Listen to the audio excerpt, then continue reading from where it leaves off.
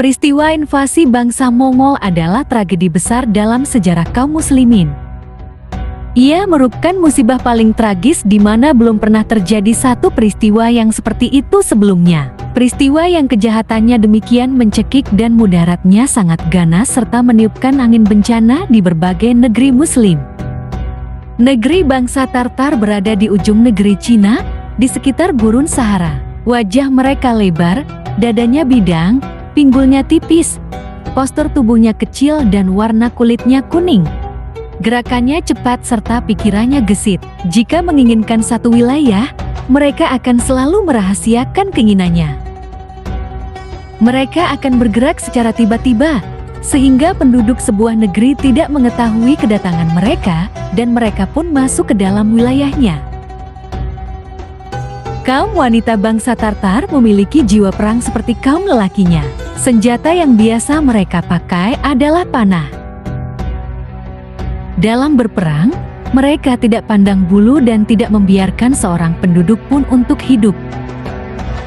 Mereka akan membunuh laki-laki, perempuan ataupun anak-anak, karena maksud dan tujuan mereka bukan untuk harta atau berkuasa, namun hanya ingin menghancurkan dan memusnahkan ras lain selain mereka. Setelah berhasil menguasai negeri Cina, pasukan Tartar di bawah pimpinan Genghis Khan, yang mereka anggap sebagai titisan Tuhan.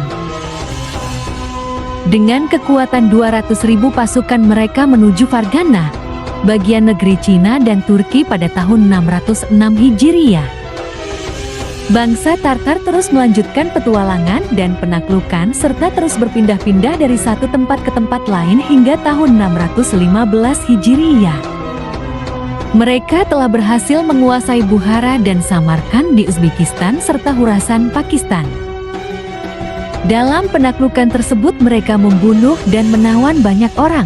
Menurut satu riwayat disebutkan, jumlah korban dari kaum muslimin mencapai 2,5 juta jiwa. Mereka terus bergerak maju hingga akhirnya sampai ke Hamadan dan Qazwin di Iran pada tahun itu juga. Setelah itu mereka beranjak menuju Azerbaijan dan wilayah-wilayah sekitarnya. Lalu berturut-turut mereka menguasai Darban, Sharwan, Lain, Laks dan Kafjak.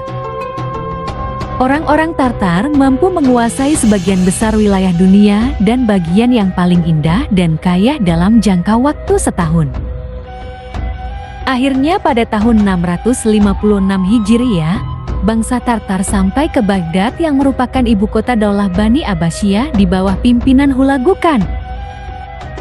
Kedatangan mereka disambut tentara Khalifah, namun tentara Khalifah kalah dalam pertempuran tersebut.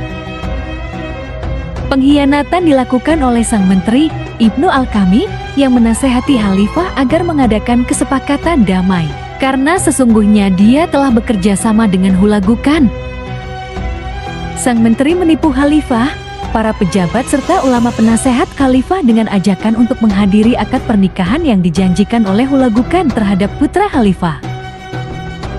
Maka keluarlah mereka dari Baghdad, namun setelah berada di luar, pasukan Tartar lantas membunuh mereka semua.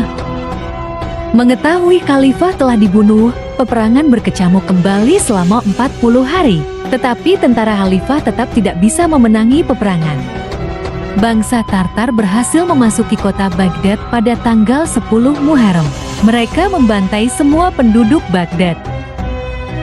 Korban yang terjatuh dalam pembantaian itu mencapai lebih dari 1 juta penduduk, ada yang menyebutkan hingga 1,8 juta jiwa.